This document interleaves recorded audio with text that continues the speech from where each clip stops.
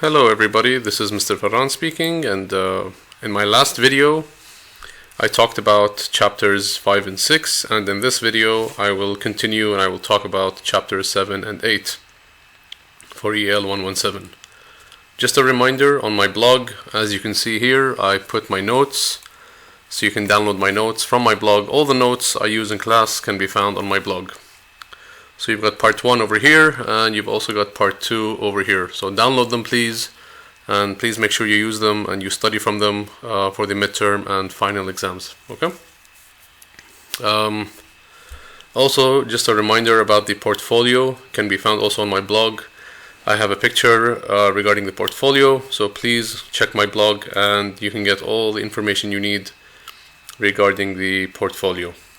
So, let's proceed. As I said in my previous video, I talked about chapters 5 and 6.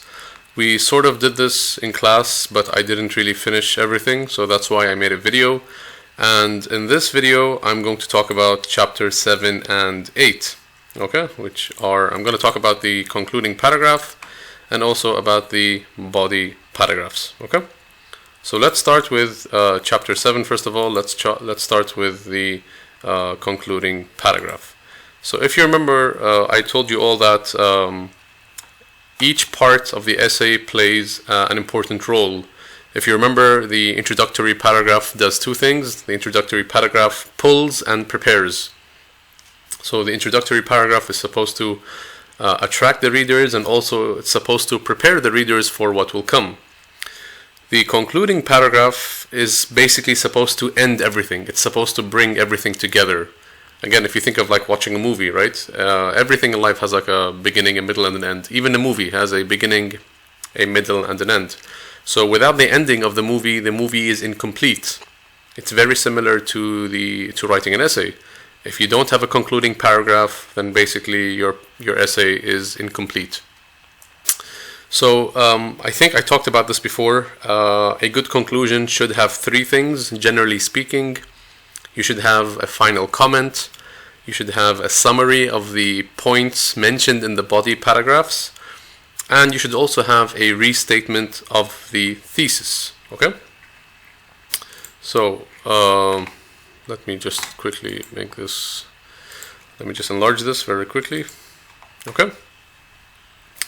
So yeah, I talked about that before, and hopefully this will become clearer for you in this chapter. So remember, a good conclusion has a final comment. Obviously, the final comment has to be relevant to your topic. It's something. It's like an opinion. So give us your opinion. What do you think? Give us a final comment on what you just talked about. A summary of the main points made in your body paragraphs. So for example, if you have 3 body paragraphs, then you talked about 3 different things, then they should be briefly mentioned in the conclusion, and of course a restatement of the main idea or the thesis statement. Okay? So a good conclusion has to have all 3. Please don't forget that a conclusion never has new information. So it says here, do not include new information about the topic in your conclusion. Why?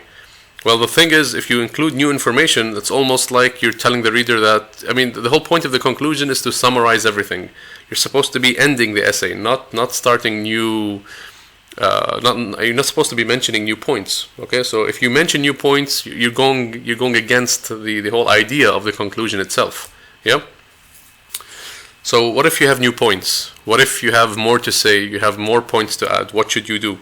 Well, basically, if you have new points or new information to add, you should just put it like in another body paragraph, not in the concluding paragraph. Okay? So if you have new ideas, if you want to say more, then don't add new information in the conclusion, but go back to the body paragraphs and then make a new paragraph and add the information there if you want to. Okay? So again, as I did in the previous video, obviously we have certain exercises we have to do, and yeah, please do them. And pause the video, and when you finish, come back and check your answers, okay? So please go to page 88, look at practice 1, read the instructions, please do the exercise, pause the video now, and when you come back, you can check the answers, okay? So please pause the video now, Okay, and hopefully you're done with the exercise and you want to check the answer, and I will show you the answer right now. Okay, so on page 88, practice 1, I'm just going to quickly highlight this. Of course, these are the answers, but just look at the answer very, very quickly. So the thesis statement, you have this sentence. It says, "These people are ocean racers, storm spotters, and storm chasers, and they love the challenge of fighting nature and winning." That's the thesis statement. Now look at the colors I used. I used those colors on purpose just to kind of make things clearer for you. Now again, in the thesis, as you can see, the writer mentions three types of people. He mentions people who are ocean racers, storm spotters, and then storm chasers. If you look at the body paragraphs, or let's say to be more specific, if you look at the topic sentences of the body paragraphs, this writer takes each kind of person and he has those people in one paragraph. So he has one paragraph for ocean racers, one paragraph for storm spotters, and then he has one paragraph for the storm chasers. And you can see that clearly in TS1, TS2, and TS3. Topic sentence number 1, of course, topic sentence number 2, and topic sentence number 3. Okay? Now look at the concluding paragraph. Look at the conclusion, right? So here again, the author again mentions, or the writer of this essay, he mentions the people who are ocean racers, again in orange, as you can see. He mentions the storm spotters in green, and then of course he also mentions the storm chasers, which is mentioned in blue. So you can see how this essay is organized very, very clearly. In the thesis, he mentions 3 types of people. He discusses those 3 types of people in the body paragraphs, and then he mentions them again in the concluding paragraph. Okay? Adding a final comment can make a concluding paragraph more personal. It also invites readers to think about how the essay is directly related to their lives. So some people might ask, why is it important to put a final comment in a conclusion?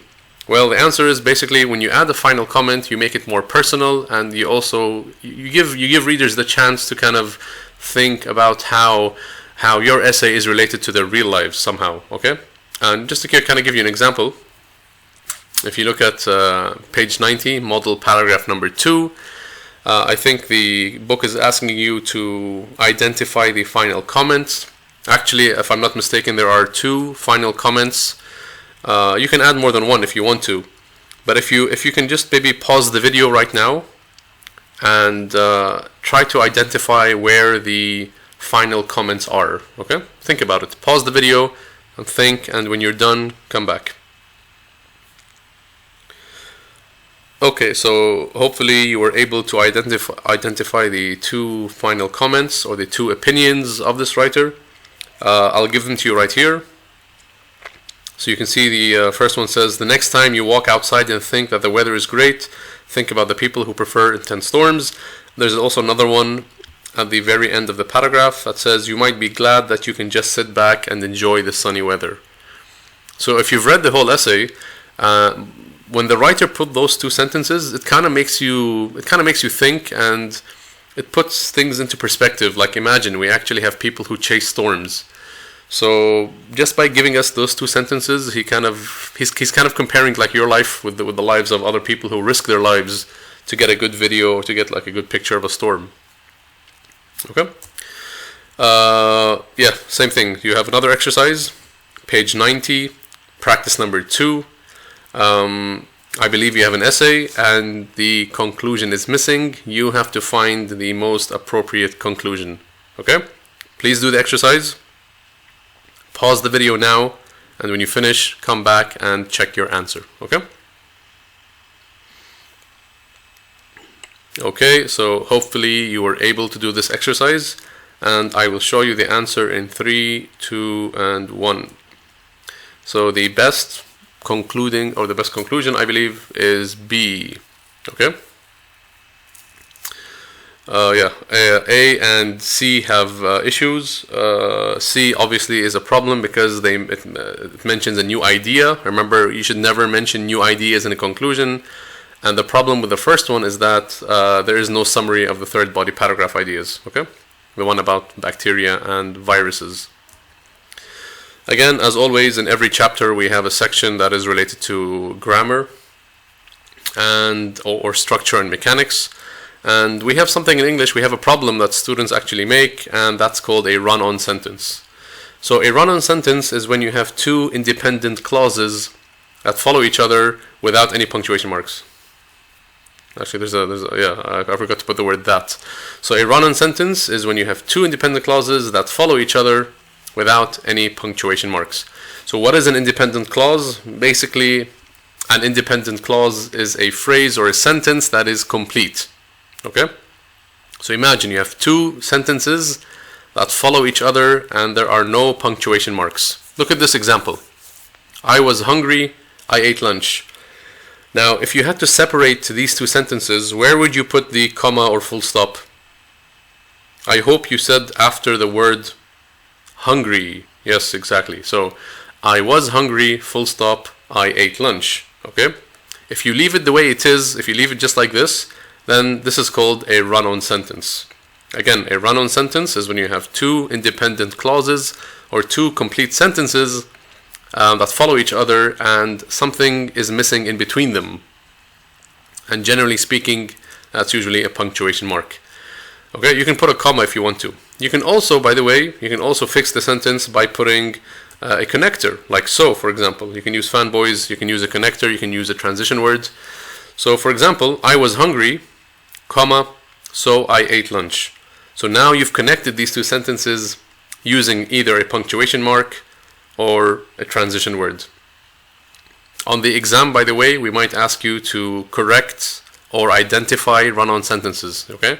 So you must know what a run-on sentence is, and you must know how to actually fix it. Again, you can fix a run-on sentence by using a punctuation mark or by using a transition word, okay?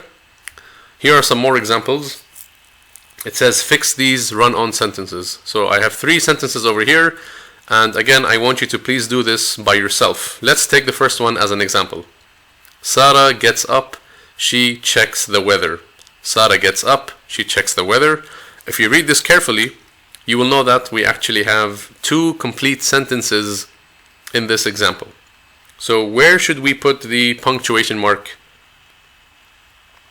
If you said after the word up, congrats, exactly. So Sarah gets up, full stop, capital letter of course, because we put a full stop before. She checks the weather. Now imagine if you had to fix this using a transition. What word would you use? You can use the word and, you can use the word then. They're all okay. You can say Sarah gets up and checks the weather if you want to. You can say Sarah gets up then checks the weather. You don't need to use the word she again because the sentence is not too long, so you don't need to use the word she because obviously we're still talking about Sarah, and it's very close to the beginning of the sentence, so there's no need to use the pronoun she. Okay, again, so I've connected these two sentences, or I fixed the run-on sentence just by using a punctuation mark, a full stop, or by using a transition word. Okay, that was number one. Look at number two. Number two says, cockroaches will be around forever, they are strong. Again, imagine you had to fix this run-on sentence.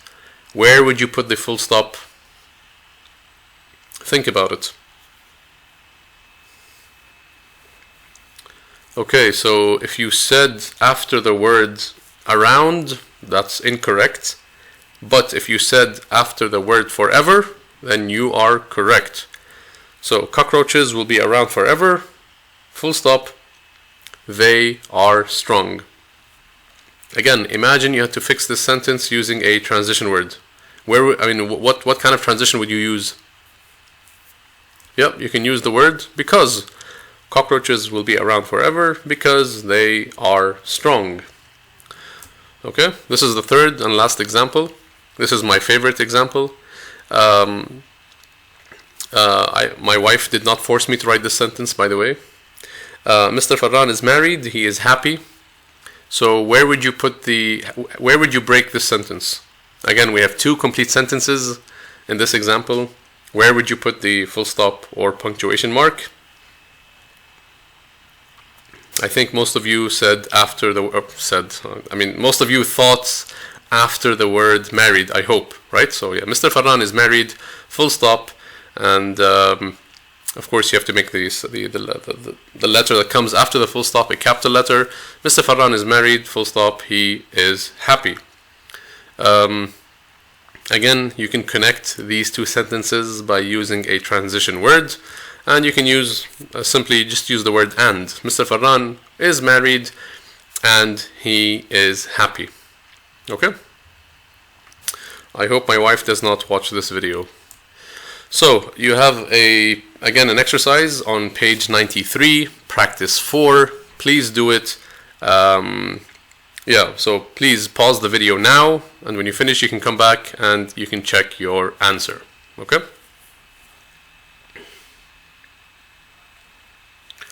Okay, so I hope you paused the video, and I hope you did this by yourself. And if you did, then let me show you the answer. We actually have three run-on sentences. The first one is on the second line. The next one is on line 3, 4, 5, 6, is on the 6th line. And the last one is the second line before the end, or before the end of the paragraph. Again, so you put a full stop and you capitalize obviously the first letter of the very first word. Yeah, please check your answers, and even if you get the wrong answers, it's okay. Remember, you are learning. Yeah. On page 93, we have an essay titled Pollution. Again, find the following. It says, please find the hook and the thesis. If you forgot, remember the hook is the very first sentence in the introduction which hooks the reader. It's supposed to attract the reader. And the thesis, of course, is the main idea of the entire essay, and the thesis is usually at the very end of the introduction. I also want you to find all the topic sentences and all the concluding sentences that we have. Okay? I will not show you the answers. I will just maybe talk about. I will maybe give you the answers in class when we go back to class. And please also do the same for page 96. Again, we have an essay titled Antarctica. Again, please find the hook and the thesis statement, and also please find all the topic sentences and all the concluding sentences. Okay, so do those two, and when I see you when we go back to university, I will check your work and I will give you all the answers. But you should by now, it should be easy. So by now it should be easy for you to identify the hook, the thesis statement, the topic sentence, and the concluding sentence. And as I said before, on the midterm and final exams, we will actually ask you, where is the hook, where is the thesis, where is the topic sentence, where is the concluding sentence, and so on and so forth. It's really, really easy. So if you know how to do that now, then you should be okay. And of course, your homework for this chapter, I gave you just a very simple question. I think it's interesting. How can we make the world a better place? This is, of course, part of your portfolio. It's a short essay, just 250 words. And yeah, please do that. And of course, come and show it to me when I'm in my office hours. And I will give you some feedback, of course. This is part of your portfolio, which you can find on my blog, by the way. And your other piece of homework is to obviously continue reading your book. You should all be reading something interesting at home. Because as I said, there are two ways to improve your writing. One of them is through reading, and the other one is through actually writing an essay, okay? So that's the end of chapter 7.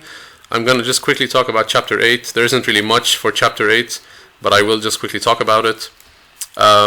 Chapter 8 is all about your body paragraphs. And yeah, the chapter is not too long, but I will just quickly talk about it. And yeah, hopefully you will benefit from this from the slides. And as I said, you can always download my notes from my blog. Now I have an ice cream. I have a picture of an ice cream, obviously, as you can see. And I did not do this to make you hungry. I did this to show you that, remember, every essay must have 3 parts. You have the introduction, which is the vanilla. You have the body paragraphs, which is the chocolate ice cream in this specific example. And the conclusion is of course, the strawberry ice cream at the bottom. So far we talked about the introduction, We talked about the conclusion, and now we will just quickly talk a bit about the body paragraphs. Okay? Remember, as I said before, every part of the essay has a specific purpose. Introduction is there to pull and to prepare the reader. The conclusion is there to finalize and bring everything together. And the body paragraph basically is there just to give you more information. So your thesis is developed and explained here in more detail using evidence and examples. So all the information, or let's say the biggest part of your essay, is generally going to be the body paragraph, because this is where you actually elaborate and you explain and you give us more evidence and examples to what you said you were going to do in your thesis statement, right? So yeah, your essay should look something like this, of course. You have a title, you have the introduction with the thesis, you have a body paragraph or body paragraphs. You can have 1, 2, 3, 4, 5, as many as you want really in the body, and of course you have a conclusion. Please don't forget that every body paragraph must have a topic sentence and a concluding sentence as well. Okay? So, it says here, a good writer is one who is convincing to his or her readers. One way to do that is by using evidence, examples, facts, and anecdotes to strengthen your ideas in the body paragraphs. So, I want you to imagine your goal as a writer is to actually convince the person reading your paper that you know exactly what you're talking about, right? And to make your opinion stronger, right, to convince your reader, you must use evidence, examples, facts, and anecdotes. If you don't do that, how will you strengthen your ideas? Yep. Let me give you an example. I want you to compare, I'm going to give you ideas on the left and some ideas on the right about the same thesis, which is this one. While some people dispute the evidence of dinosaurs, there are two main sources that prove otherwise. So I want you to imagine that we have two different essays about the existence of dinosaurs. You tell me which ideas are stronger, which ones are more convincing in your opinion, okay? Let's look at the first two ideas. Imagine, imagine the first writer is, his ideas are the following. His first topic sentence is, first, scientists have found numerous dinosaur fossils from different parts of the world. And his second topic sentence, or his second, let's say, body paragraph, is he says here, second, biologists were able to extract DNA from bones belonging to dinosaurs. Okay? Look at those two ideas. Now compare those two ideas with the next two ideas I'm going to show you. Okay? Look at these two. First, I've always had a feeling that they existed and my feelings are usually right. And the second one says, second, many people believe dinosaurs existed, so it must be true. So now my question is, which ideas are stronger, the ones on the left or the ones on the right?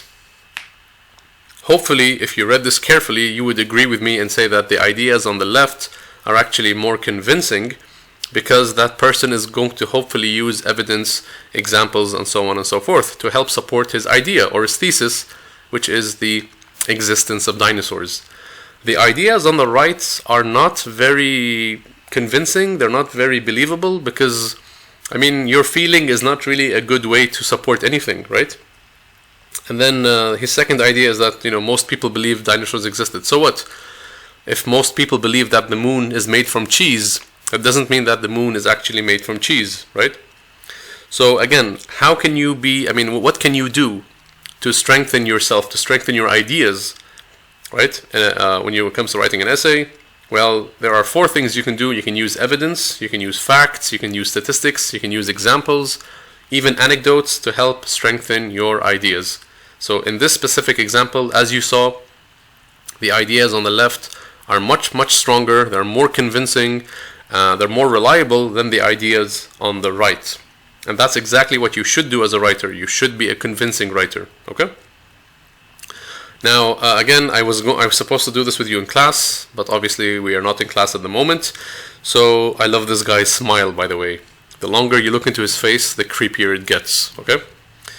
I'll give you a moment. Just look at his face. Just for like maybe 10 seconds. Look at his face, look at his smile, and if this doesn't give you nightmares, I don't know what will. Okay, that was creepy. So I have some interesting topics for discussion. I have some interesting topics for you. All I want from you at this moment, because obviously we can't do any writing right now. I mean, you can if you want to. You can practice at home. If you are a serious and hardworking student and you want to if you really want to practice, then I highly suggest that you pick any of these topics. I actually have 24. Yeah, I have 24 topics over here on my slides, and yeah, read them, go through them, and choose the question that you like most. So I have 10 topics over here. Yeah, you can always pause the video if you wanna read them carefully. I have 10 more topics over here. Again, please pause the video to read them carefully. And I have 4 more over here. So you have 24 topics. Please go through them carefully and choose 1 or 2 if you want. And yeah, practice writing. And please come and show me in my office. And yeah, that's about it. That's it for chapters 7 and 8. And yeah, I hope you found these videos useful. And as I said, I'm just trying to cover. I covered units 7 and 8 with you today on this video. And as I said in my previous video, we will not have 2 quizzes anymore. According to the calendar, we have 2 quizzes, but we will only have 1 quiz. We will have like 1 unified quiz, which will be out of 15 because of the whole coronavirus holiday that we had. So we will have 1 quiz, and yeah. So please practice writing as much as you can right now. And when we go back to college, I can always check your work for you. And yeah, that's all I have. I hope you enjoyed this video, and good luck. What else do I have to say? That's all. Yeah. So according to the calendar, we're done with units 5 and 6. We're also done. I just finished in my previous video. I covered units 5 and 6. And in this quick video, I also covered units 7 and 8. And yeah, if we get more time off, then I will probably make more videos. But for now, I think I've covered weeks 4 and 5, and I've covered everything from unit 1 to unit 8. If you have any questions, please always contact me on LMS or by email. Thank you for your time, and hopefully we will see each other on campus. Yeah, good luck, have fun.